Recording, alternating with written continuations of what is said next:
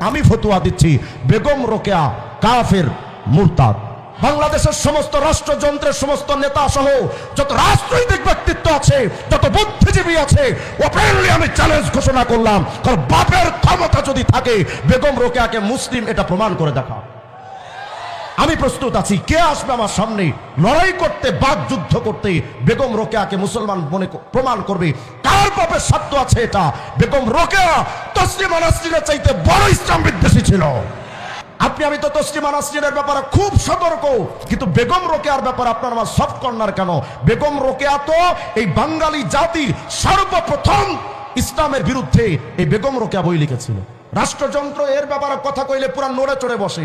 জানি না এই বক্তব্য ভিডিও যাওয়ার পরে আমার কি দশা হবে। আপনারা আমাদেরকে সংবিধান দেখাবেন যে সংবিধানে কোনো মানুষের ব্যাপারে অপমান করার নিয়ম নাই। যদি আপনাদের এই বক্তব্য আমাদেরকে মানতে হয়, তাহলে আমিও দাবি করতে চাই স্বাধীনতা ৭১-এর ভেতরে যারা স্বাধীনতার বিরুদ্ধে গিয়েছিল তাদেরকে যদি রাজাকার বলা যায়, ইসলামের বিরুদ্ধে যেই কুলাঙ্গা যাবে তারও কাফের বলা যায়। বেগম রোকেয়ার মূল মেজাজ হলো এবং মূল দাবি হলো কোরআন, তাওরাত, জবুর, ইনজিল সহ ১০৪খানা কিতাব যা আসমান থেকে এসেছে।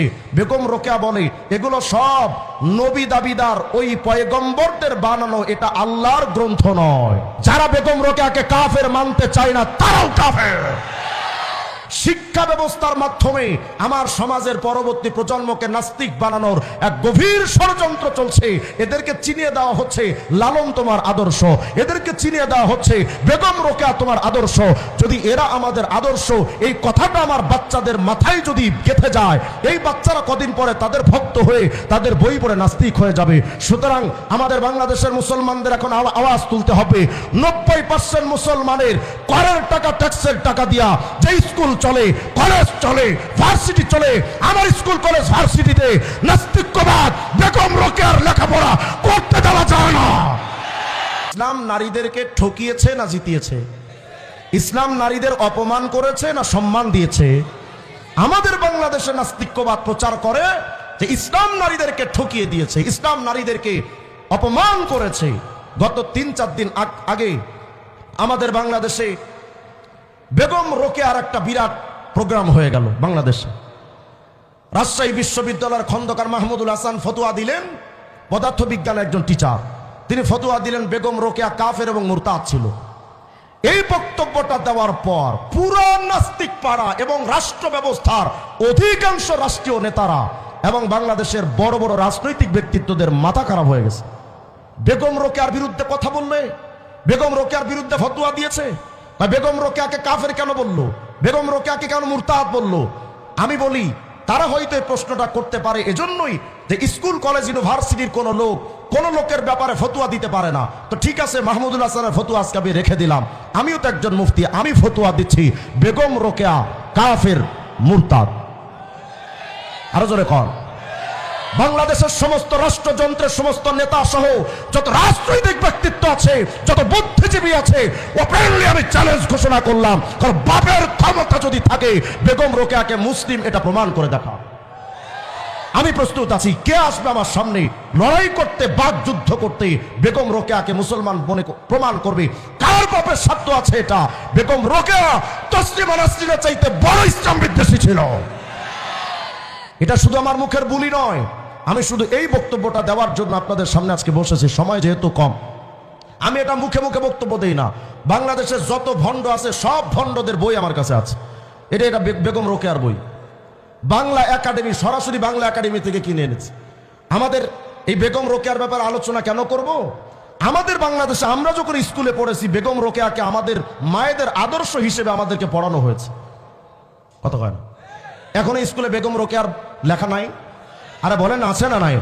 আপনার সন্তান কার আদর্শে বেড়ে উঠে আপনি সতর্ক হন না কেন? আমি তো তসলিমা নাসরিনের ব্যাপারে খুব সতর্ক, কিন্তু বেগম রোকেয়ার ব্যাপারে আপনার আমার সফট কর্নার কেন? বেগম রোকেয়া তো এই বাঙালি জাতির সর্বপ্রথম ইসলামের বিরুদ্ধে এই বেগম রোকেয়া বই লিখেছিল। আমাদের খবরই নাই। রাষ্ট্রযন্ত্র এর ব্যাপারে কথা কইলে পুরা নড়ে চড়ে বসে। জানি না এই বক্তব্য ভিডিও যাওয়ার পরে আমার কি দশা হবে, কিন্তু আমার স্পষ্ট বক্তব্য, খন্দকার মাহমুদুল হাসানের ফতোয়া শুধু এটা নয়, বাংলাদেশের 16 কোটি মুসলমানের পক্ষ থেকে ফতোয়া দিয়ে গেলাম বেগম রোকেয়া কাফের মুরতাদ। আপনারা আমাদেরকে সংবিধান দেখাবেন যে সংবিধানে কোনো মানুষের ব্যাপারে অপমান করার নিয়ম নাই। যদি আপনাদের এই বক্তব্য আমাদেরকে মানতে হয়, তাহলে আমিও দাবি করতে চাই স্বাধীনতা ৭১-এর ভেতরে যারা স্বাধীনতার বিরুদ্ধে গিয়েছিল তাদেরকে যদি রাজাকার বলা যায়, ইসলামের বিরুদ্ধে যেই কুলাঙ্গার যাবে তারও কাফের বলা যায়।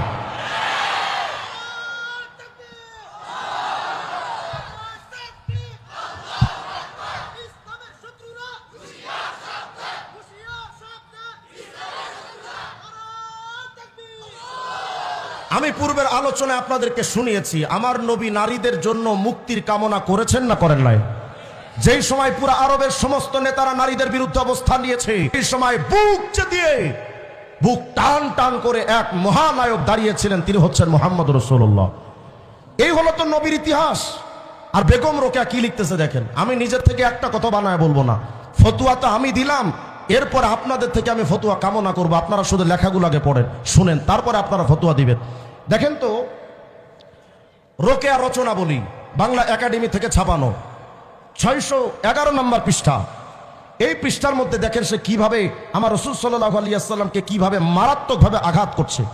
বলে, তারপর মহাত্মা মুহাম্মদ আইন প্রস্তুত করিলেন যে রমণী সর্বদাই নরের অধীনা থাকিবে, বিবাহের পূর্বে পিতা কিংবা ভ্রাতার অধীনা, বিবাহের পর স্বামীর অধীনা, স্বামী অভাবে পুত্রের অধীনা থাকিবে, আর মূর্খ নারী নতমস্তকে ওই বিধান মানিয়া লইল। আসতে কইলে নাউজুবিল্লাহ। কি বললো? মুহাম্মদ একটা আইন করলো, আর রিজালু কাওয়ামুন আলা নিসা, নারীরা পুরুষের অধীনে থাকবে, এই বিধান কার? আরে বলেন না কার? বেগম রোকেয়া বলে এই আইন করেছে মুহাম্মদ। বেগম রোকেয়ার আর একটা মেজাজ, ওটার ব্যাপার আলোচনা ভিন্ন আসবে। বেগম রোকেয়ার মূল মেজাজ হলো এবং মূল দাবি হলো কোরআন, তাওরাত, জবুর, ইনজিল সহ 104খানা কিতাব যা আসমান থেকে এসেছে, বেগম রোকেয়া বলে এগুলো সব নবী দাবিদার ওই পয়গম্বরদের বানানো, এটা আল্লাহর গ্রন্থ নয়। মুসলমান না বেঈমান? আরো জোরে কন।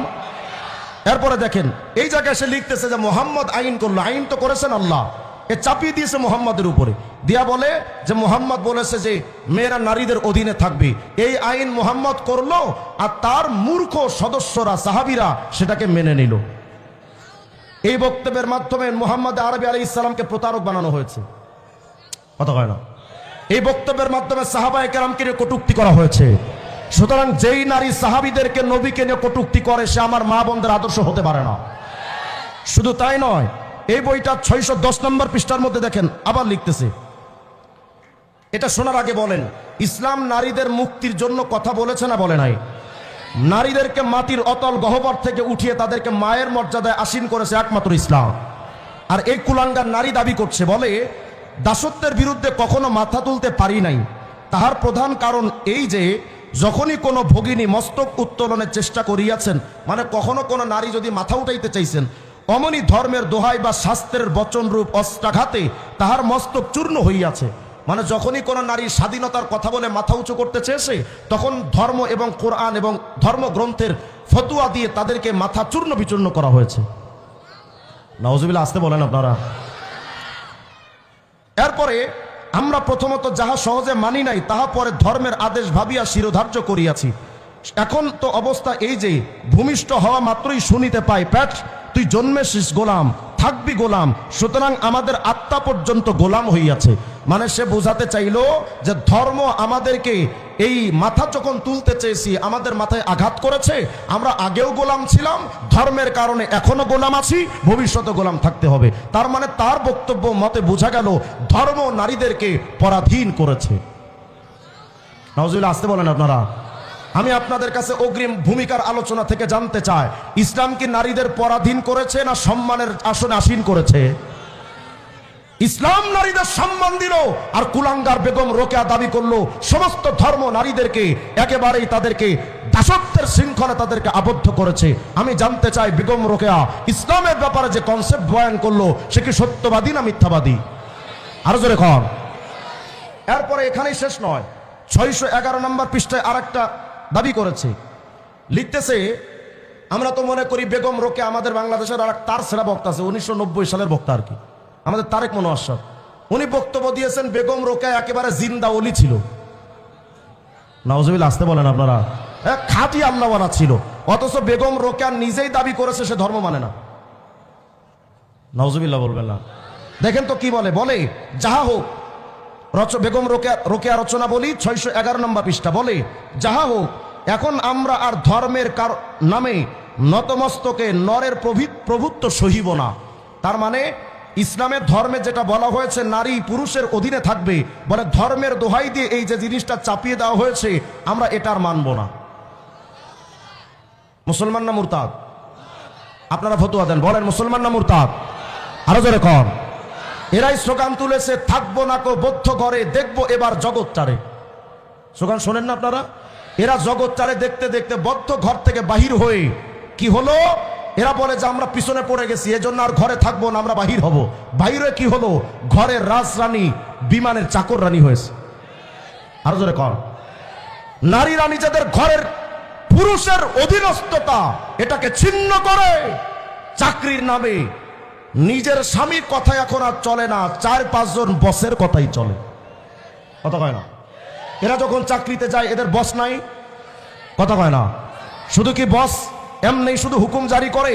আমাদের বাংলাদেশে এই বসেরা মাঝে মধ্যে তাদের নারী কর্মীদেরকে ধর্ষণ করার ইতিহাস আমার বাংলাদেশে আছে না নাই?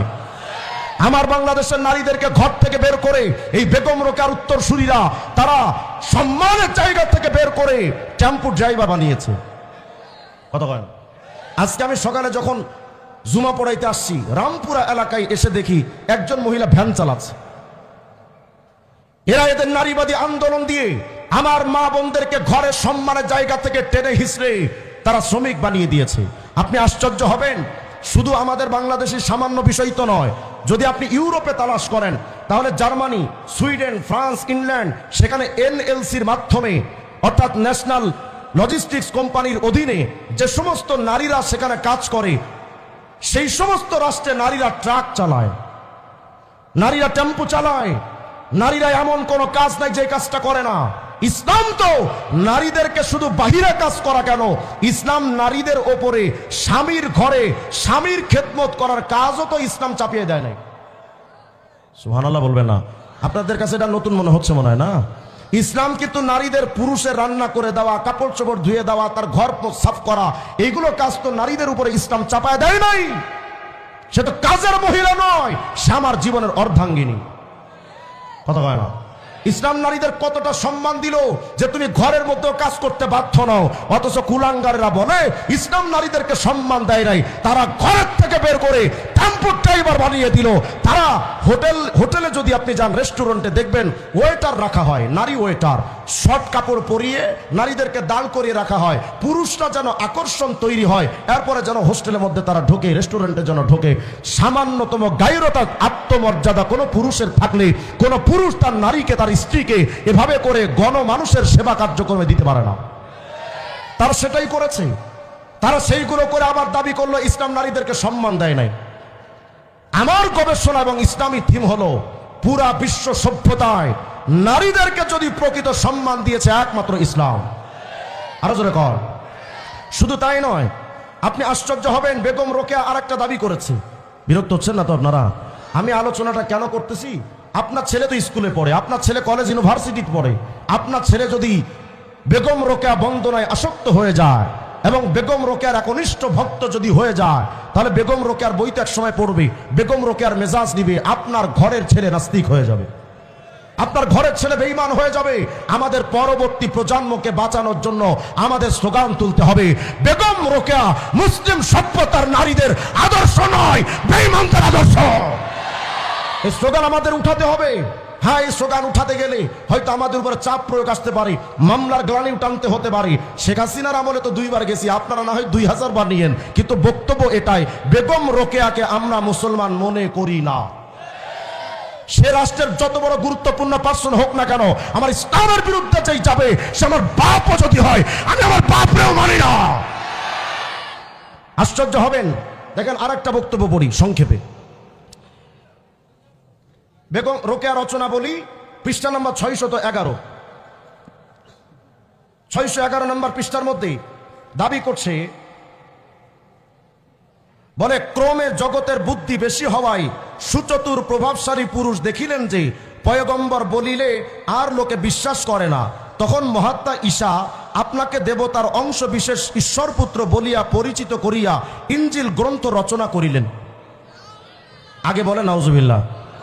যেহেতু সে সাহিত্যিক মানুষ ছিল, কথাগুলো বুঝতে কষ্ট। কি লিখতেছে দেখেন, বলে জগতের বুদ্ধি বেশি হওয়ায় সুচতুর প্রভাবশালী পুরুষ, মানে তারা বলতে চায় ওই যুগে যখন যে নবী এসেছেন আসলে আল্লাহ তাদেরকে পাঠায় নাই, তাদের মূল ভেতরে যে একটা প্রতিভা ছিল, চতুর চালাক ছিল, এই চতুর চালাক হওয়ার কারণে ঈসা নবী তো মূলত আল্লাহর নবী না, ঈসা নবী মূলত নিজের চতুর হওয়ার কারণে, চালাক হওয়ার কারণে সে নিজেকে আল্লাহর পুত্র বলে দাবি করে বসেছিল।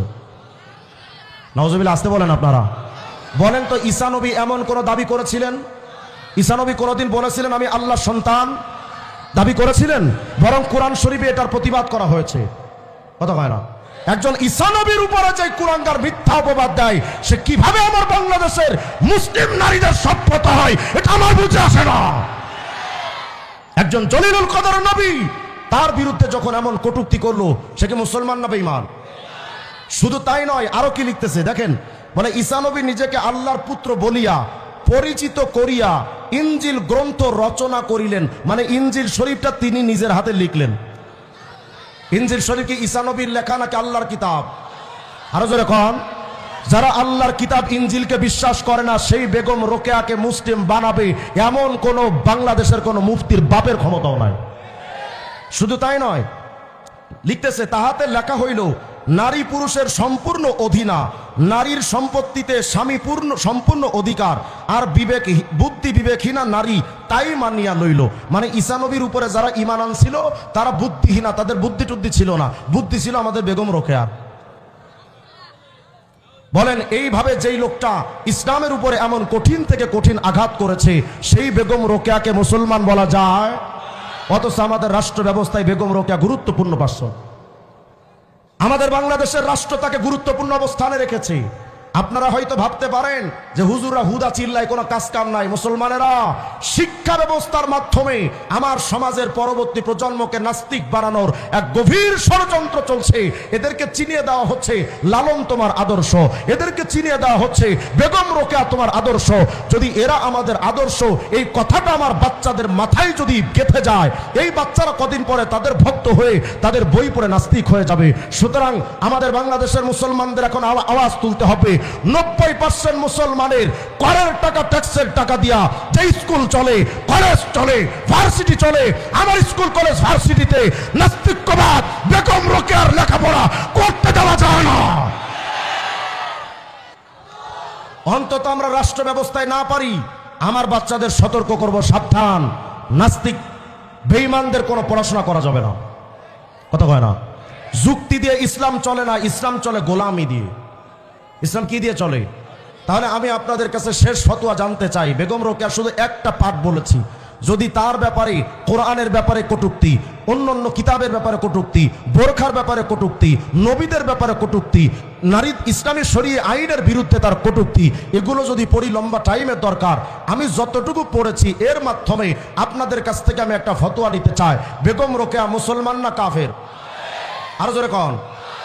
বেগম রোকেয়া মুসলমান না কাফের? এত মারাত্মক কথা মনে পড়েও যারা বেগম রোকেয়াকে কাফের মানতে চায় না, তারাও কাফের। আল্লাহ তাআলা যেন আমাদের সবাইকে, আমাদের পরবর্তী প্রজন্মকে নাস্তিকতার আগ্রাসন থেকে আমার প্রজন্মকে আল্লাহ তাআলা হেফাজত করুন।